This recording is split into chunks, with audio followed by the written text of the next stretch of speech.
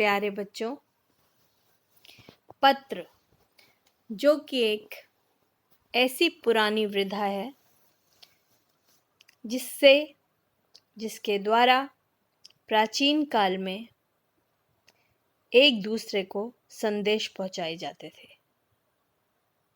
क्या आप जानते हैं कि युग बदल गए लेकिन पत्र का महत्व आज भी है। इसीलिए आज मैं आपकी हिंदी शिक्षिका सुमन भारद्वाज आपको पत्र लेखन सिखाना चाहती हूँ। पत्र लेखन एक कला है जिसमें कि कम शब्दों में हम अपने भावों को व्यक्त कर पाते हैं। हम सूचनाओं के आदान प्रदान को एक दूसरे तक पहुंचा पाते हैं। पत्र सूचनाओं के आदान प्रदान का एक व्यक्तिगत और सामान्य सा माध्यम है। वह एक ऐसी कला है जिसके माध्यम से दूर रहने वाले मित्रों, संबंधियों का समाचार प्राप्त किया जा सकता है और अपना समाचार उन तक पहुंचाया जा सकता है। पत्र व्यवसाय, कार्यालय, कंपनी एवं प्रकाशन आदि के कामकाज में भी सहायक सिद्ध होता है। बच्चों, आपको पता है पत्र 2 प्रकार के होते हैं, क्योंकि आप पिछली कक्षाओं में भी पत्र लेखन सीखते आए हैं, तो हम इसकी एक प्रकार से पुनरावृत्ति ही कर रहे हैं। आप सभी जानते हैं पत्र 2 प्रकार के हैं, अनौपचारिक और औपचारिक। अनौपचारिक पत्र, जिसको कि आप इंग्लिश में इनफॉर्मल लेटर कहते हैं, और औपचारिक पत्र, जिसको आप फॉर्मल लेटर कहते हैं। अनौपचारिक पत्र की बात करेंगे। सबसे पहले आज हम ये जानेंगे कि अनौपचारिक पत्र क्या होता है। बच्चों, अनौपचारिक पत्र, जैसा कि मैंने अभी बताया कि आप अपने मित्रों, संबंधियों को लिखते हैं, इनमें बिल्कुल फॉर्मेलिटी नहीं होती, इसमें बिल्कुल भी औपचारिकता नहीं होती और आप पहले भी अनौपचारिक पत्र लिख चुके हैं। आज मैं आपको फिर से एक बार बताने जा रही हूँ कि अनौपचारिक पत्र 4 प्रकार के होते हैं: बधाई पत्र, शुभकामनाएं पत्र, निमंत्रण पत्र और संवेदना पत्र। जब आपको अपने किसी मित्र या रिश्तेदार या संबंधी से कोई खुशी की खबर मिलती है, यानी कि अगर आपको ऐसा लगता है कि उनके घर में उन्होंने कोई प्राइज़ जीता है, उन्होंने कोई पुरस्कार लिया है, उन्होंने कहीं पर उनकी प्रशंसा हुई है, कहीं उनका सम्मान किया गया है या कोई भी प्रशंसनीय कार्य किया है, तो हम उन्हें बधाई देते हैं। तो उस समय हम अनौपचारिक पत्र के रूप में बधाई पत्र लिखते हैं। इसी के साथ जब हमें ये पता होता है कि हमारा कोई सगा संबंधी किसी अच्छे काम को करने के लिए जा रहा है, उस वक्त हम उन्हें शुभकामनाएं देते हैं, विशेस देते हैं।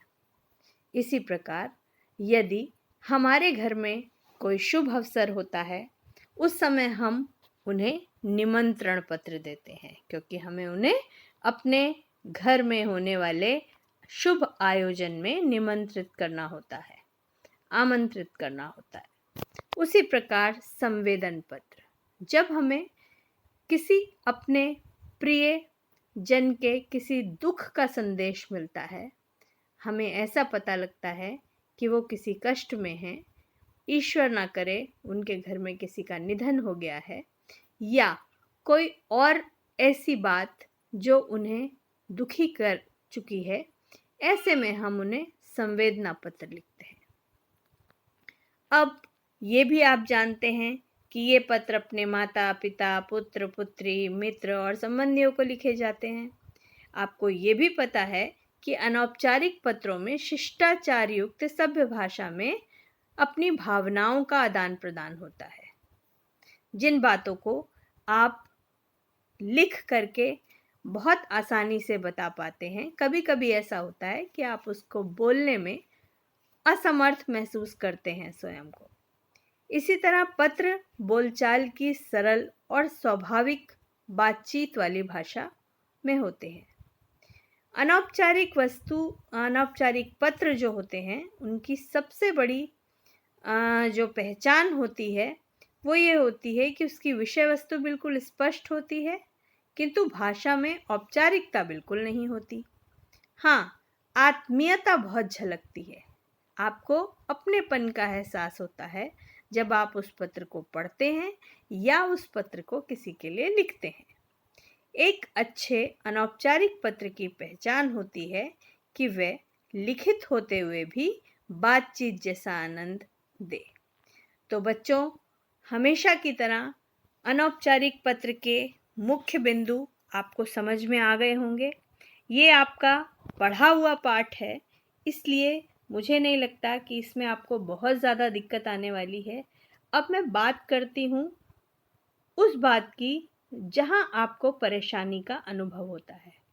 अक्सर ये देखा गया है, जब परीक्षा में पत्र लेखन का प्रश्न मिलता है तो अगर प्रश्न पत्र में एक औपचारिक पत्र आ गया अथवा अनौपचारिक पत्र आ गया तो आप सभी क्या करते हैं, गलती से औपचारिक की जगह अनौपचारिक कर देते हैं और अनौपचारिक की जगह औपचारिक कर देते हैं। तो आपके साथ ऐसा कुछ ना हो, इसी के लिए मैं आपको सबसे पहले इसका प्रारूप समझाना चाहूँगी। पत्र का प्रारूप, जिसको कि हम पत्र का फॉर्मेट कहते हैं। प्यारे बच्चों, जब हम फॉर्मेट सही लिखते हैं तो यदि किसी कारण से हम पत्र की विषय वस्तु बहुत अच्छे से नहीं भी लिख पाते हैं, तब भी हमें पत्र में काफ़ी अच्छे अंक मिल जाते हैं। तो पत्र लेखन एक ऐसी कला है जिसमें आप अपनी शिक्षिका से कुछ नंबर, कुछ अंक ले सकते हैं, यदि आप चाहें तो। उसका एक आसान उपाय मैं आपको बताना चाहूँगी। सबसे पहले प्रारूप में यहाँ, जैसा कि आप स्क्रीन पे देख सकते हैं, यहाँ 8 बिंदु लिखे हैं। प्रेषक का पता, दिनांक, संबोधन, अभिवादन, विषय वस्तु, समापन, प्रेषक से संबंध, लिखने वाले का नाम। देखिए, प्रेषक का पता, प्रेषक कौन हुआ?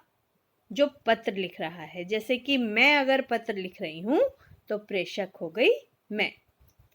अब किस तिथि को मैं पत्र लिख रही हूँ, वो तिथि दिनांक की जगह आ जाएगी।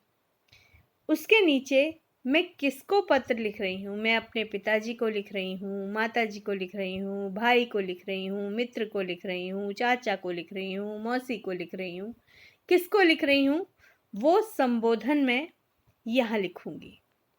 अभिवादन की जगह यदि हमारे बड़ों को पत्र लिखा जा रहा है तो अभिवादन में हम अक्सर सादर प्रणाम, सादर चरण स्पर्श, नमस्कार, स्नेहबंधन आदि लिखते हैं। उसी प्रकार विषय वस्तु की बात करते हैं।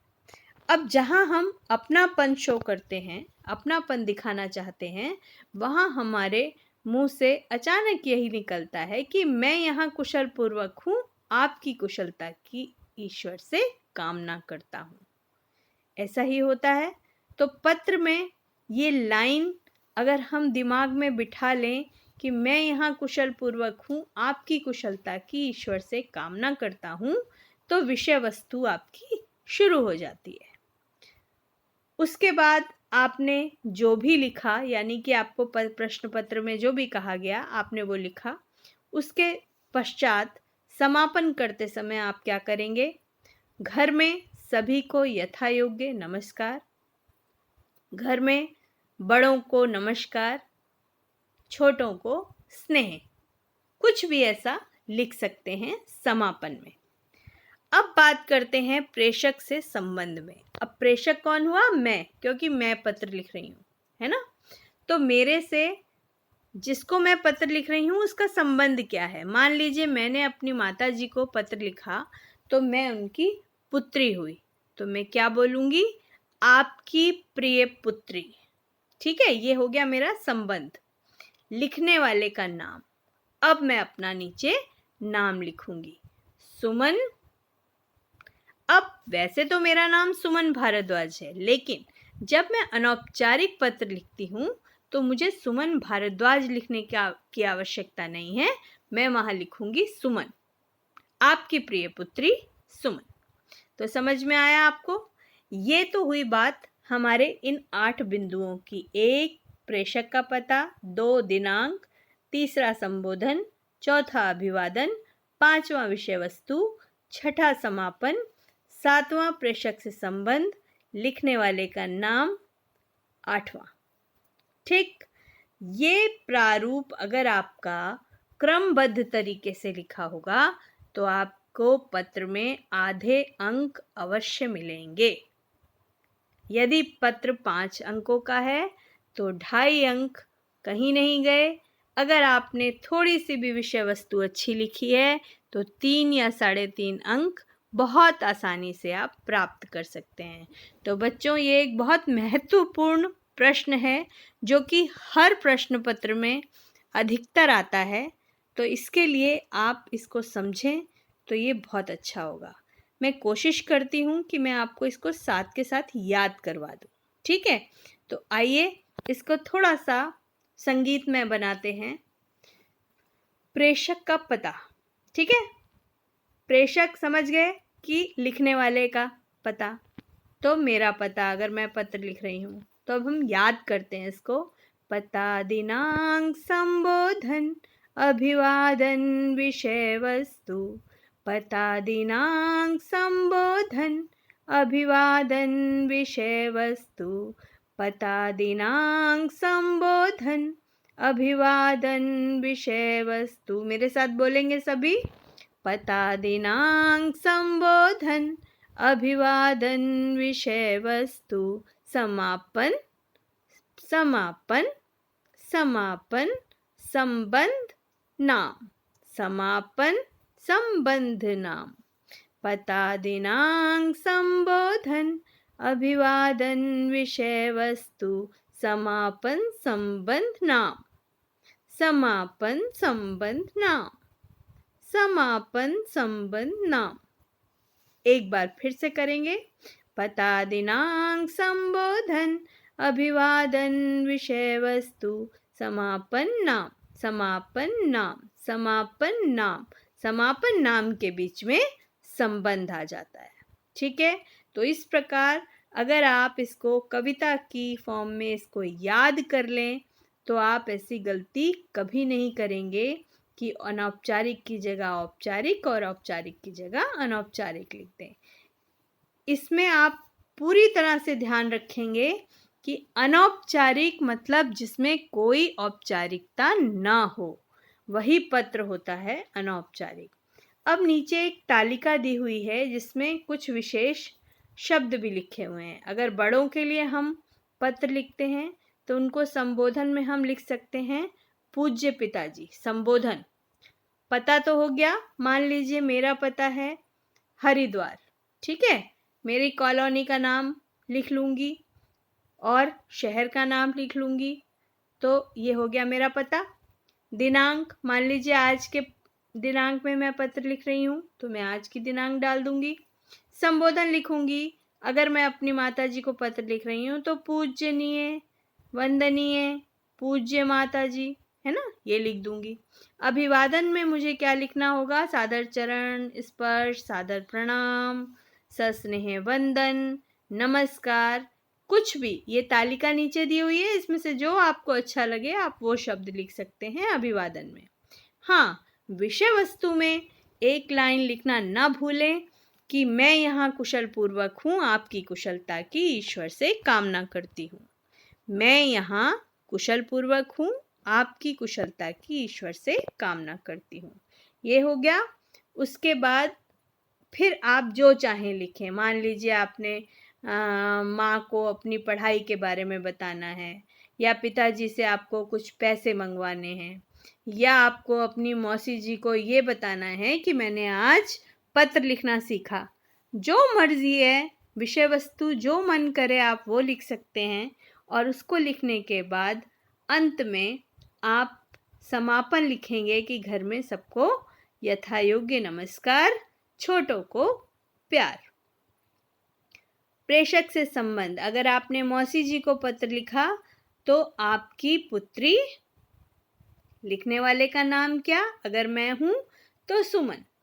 बस ये हो गया। अब इसमें आपकी आज्ञाकारी पुत्री भी हो सकता है, आपकी स्नेहाभिलाषी पुत्री भी हो सकता है ना। इस तरीके से ये नीचे समापन में औपचारिकता वाले बहुत सारे शब्द दिए हुए हैं। उसी प्रकार अभिवादन में भी यहाँ पर अगर छोटों को लिखना है तो शुभाशीष लिख सकते हैं, स्नेह लिख सकते हैं। ये तालिका आपको पढ़नी पड़ेगी और इस तालिका से आपको जो भी अच्छा सा शब्द समझ में आए आप उसका प्रयोग कर सकते हैं। ठीक है, तो उम्मीद है कि आपको ये पढ़ करके अनौपचारिक पत्र में अब कोई गड़बड़ नहीं करोगे, है ना। पता दिनांक संबोधन, इसको एकदम मस्त लय में गाओ। पता दिनांक संबोधन अभिवादन विषय वस्तु समापन नाम, समापन नाम, समापन नाम, समापन नाम के बीच में संबंध डाल दो बस। पता दिनांक संबोधन अभिवादन विषय वस्तु समापन नाम, समापन नाम, बीच में संबंध। बस ये हो गया आपका अनौपचारिक पत्र। इसी तरह ये देखिए अनौपचारिक पत्र कुछ लिखे हुए हैं।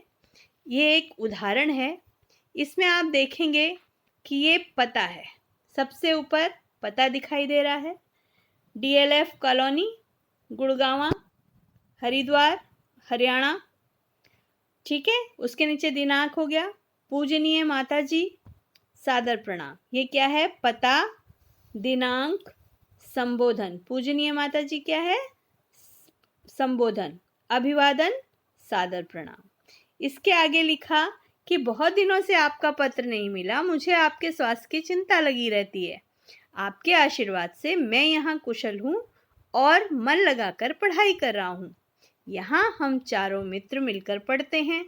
कभी कभी सुबह देर से सोकर उठते हैं तो हमें स्कूल में डांट पड़ती है। यदि एक अलार्म घड़ी खरीदकर आप अपने साथ लेती आएं तो हमारी परेशानी दूर हो जाएगी। अभी परीक्षा की तैयारी में लगे हैं, मिलने पर बहुत सी बातें होंगी। आपका पुत्र रोहित। समझ में आया? ये है इसका उदाहरण। तो प्यारे बच्चों, मैं उम्मीद करती हूँ आप स्वस्थ रहें, सुरक्षित रहें और अपने सगे संबंधियों को अनौपचारिक पत्र अवश्य लिखें कि आप कोरोना काल में किस प्रकार अपने दिन बिता रहे हैं। वो आपकी मर्जी है कि आप अपने घर के अपने प्रिय किस संबंधी को अनौपचारिक पत्र लिखना चाहते हैं। ये मैं आपके ऊपर छोड़ती हूँ। धन्यवाद।